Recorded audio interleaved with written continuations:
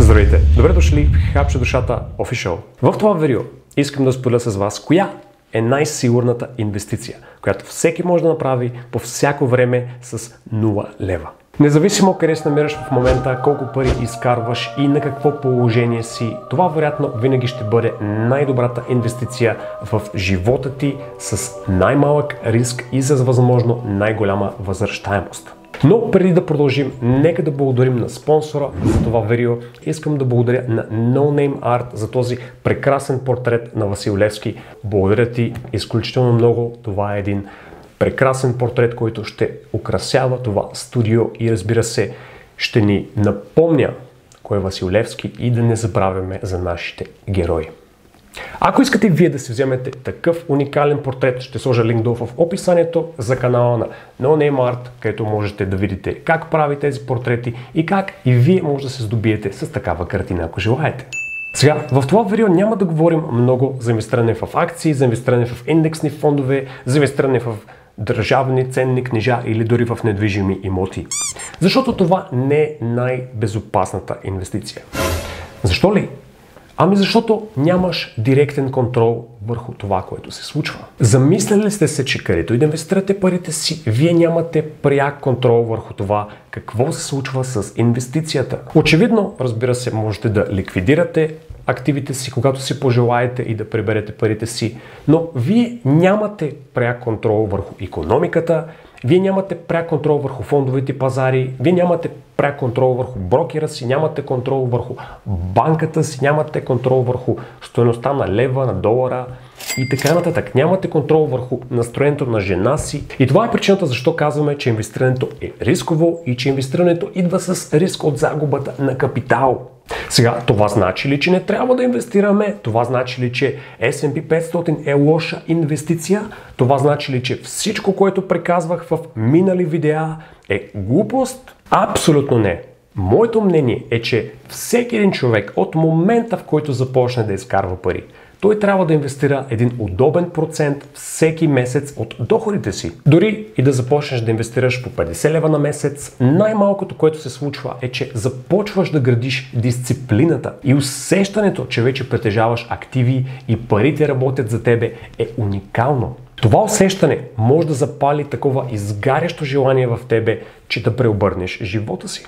И така, въпреки това обаче, много хора ми пишат налично или долу в коментарите и ме питат коя е най-сигурната инвестиция, къде да инвестирам парите си и как да знам, че след 20-30 години парите ми ще бъдат все още там. Така, това е един доста труден въпрос, на който няма как да отговоря без да имам така някаква сфера, в която мога да виждам в бъдещето.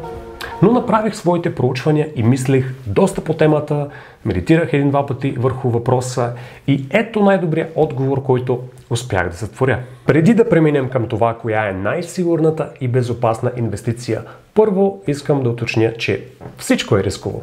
Животът е рисков от момента, в който си се родил. Реално погледнато, ние нямаме гаранция за нищо, за каквото и да било в този живот. Когато даваш парите си на други хора да ги ползват, да правят каквото могат с тях, това крие известно ниво на риск. Но въпреки това смятам, че това да не инвестираш може да бъде много по-рисково. Теоретично погледнато, докато има инфлация, докато продължава да расте населението на света, докато се развиват технологиите и ние хората, докато продължаваме да се развиваме заедно с нашата икономика, фондовата борса ще продължава да се покачва за винаги. И когато говорим за фондова борса, говорим за S&P 500. И когато говорим дългосрочно, имаме предвид в следващите 20-30 години. Разбира се, ще имаме етапи, когато сме в балон, когато има разни препятствия и разни икономически временни кризи и може би фондовата борса ще пада надолу в продължение на година, две, в някои случаи дори за 5 или дори 10 години може пазарите да падат надолу. Но това е в краткосрочен план. В дългосрочен план, в следващите 20, 30, 50 години се очаква, че фондовата борса ще продължава да се покачва за винаги. Единственото събитие, което би сринало напълно фондовата борса, което би унищожило изцяло пазарите и довело до една голяма икономическа криза, която да трае много десетилетия занапред, Това би било нещо като някоя ядрена война или някой метеорит, който може да ни удари. След всичко това казано, нещо друго, върху което трябва да обърнеш внимание, ако продължаваш да се тревожиш за бъдещето на парите си, това е може би, че си твърде емоционално привързан към парите. Това означава, че не можеш да си позволиш да изгубиш. Но правило номер 1 при инвестирането е винаги инвестирай излишни пари, които в най-лошия случай можеш да понесеш да изгубиш. Защо ли? Ами защото това те прави емоционално реактивен и няма да можеш да издържиш летливостта на пазарите. И вероятността да правиш грешки, предизвикани от страх или от алчност, се покачва значително. Това е една от причините защо масово хората купуват високо и продават ниско. Защото от алчност се качват, когато всичко е твърде скъпо, когато не искат да пропуснат възможността, и след това продават, когато всичко започва да пада, когато има една нормална и здравословна корекция. Сега има 5 начина как да решиш този проблем. И петия няма да ви хареса, но той е най-безопасната инвестиция, която можеш да направиш. Първият начин е като не подбираш индивидуални рискови акции с очакването, че ще я купиш за $2 и тя ще стигне до 500. Втория е да инвестираш в един диверсифициран индексен фонд на S&P 500 чрез стратегията Dollar Cost Averaging, което значи, че инвестираш една минимална сума от тези пари, които удобно, излишно можеш да инвестираш и държиш тази инвестиция в продължение на 20-30 години. Третият начин е да изградиш реалистични очаквания. Ако имаш подреден живот, ако не се лишаваш от нищо материално и емоционално, ако инвестираш едни излишни 5-10% от доходите си, които така или иначе се трупат, например, в банката или харчиш за нещо друго, ако инвестираш тези пари, ти няма да бъдеш толкова емоционално инвестиран в тази инвестиция и няма да ходиш всеки ден да проверяваш: о, пазарите нагоре ли са, о, пазарите надолу ли са, какво се случва, защо се случва това, защо се случва това. Ако инвестираш тези излишни пари, ти няма да бъдеш емоционално реактивен и ще имаш реалистични очаквания. Ако, например, инвестираш в индекс S&P 500, ти знаеш, че той има 8% средна годишна възвръщаемост на година, което значи, че ако тази година е нагоре с 30%, е напълно възможно следващата година да е назад с 20%. Когато знаеш това, инвестираш дългосрочно с стратегията Dollar Cost Averaging, по-малко и дългосрочно. По този начин няма да бъдеш емоционално реактивен за това какво се случва краткосрочно. И четвъртият е като диверсифицираш максимално в различни видове активи и в различни брокери. Което значи, че можеш да си купиш малко биткоин, можеш да си купиш малко злато, можеш да инвестираш в интернационални индекси, например, и също така може би имаш дори възможност да инвестираш в недвижими имоти. По този начин диверсифицираш в различни видове активи.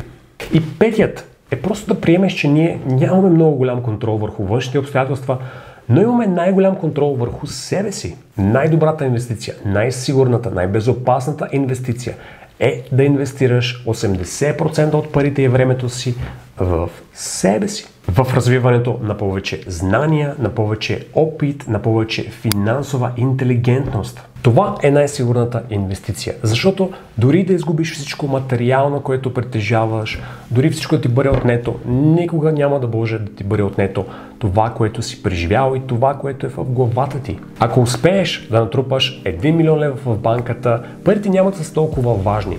Това, което ще е важно, ще бъде човекът, който се превърнал, за да направиш тези пари. Така че най-безопасната инвестиция си ти.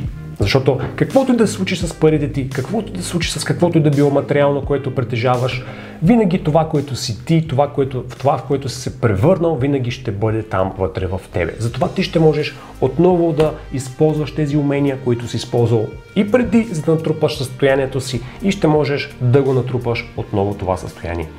Затова ти си най-важната и най-сигурна инвестиция. По този начин ще имаш не само уменията и знанията, които ще бъдат конкурентни на пазара, но ще имаш и вярата в себе си, че всичко това е възможно на първо място. 3 са тези най-важни умения, които всеки човек трябва да култивира в себе си, ако иска никога да не се тревожи за пари. Първо, имаме умението да можеш да използваш времето си максимално ефективно.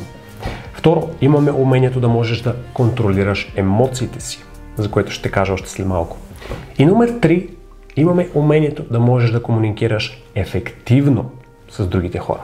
Първото умение, да можеш да използваш максимално ефективно времето си, то ти е нужно, за да можеш да развиеш конкурентно способни умения на пазара или страничен бизнес, за да можеш да увеличиш доходите си. 10 часа седмично, отдадени в определен проект или в култивирането на дадени умения, могат да направят чудо с банковата ти сметка. Второто умение, да контролираш емоциите си, ти е нужно, за да можеш да приоритизираш ресурсите си и по този начин да балансираш живота си.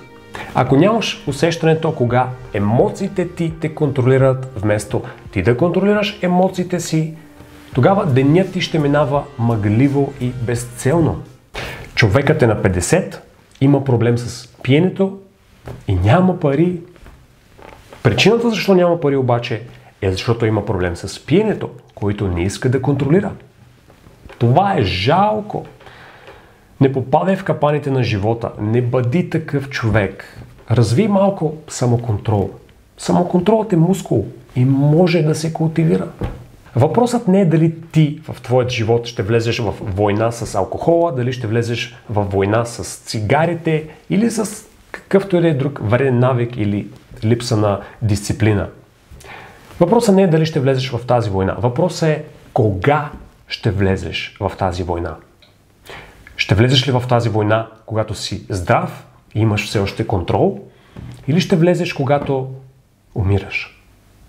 Третото умение е умението да комуникираш ефективно. То е изключително важно, защото умението да комуникираш ефективно е цяло изкуство, което може да се култивира до едно върховно ниво. И думите могат да бъдат толкова силни, думите са като хляб за мозъка. Затова знай силата на думите. И ние сме социални същества, нужно ни е да комуникираме един с друг, нужно ни е да сътрудничим ефективно. Важно е това, защото сами няма да стигнем далече. Ако притежаваш тези 3 умения, човекът, който ще те направят, ще можеш да се справиш с 99% от предизвикателствата, които живота ще ти поднася.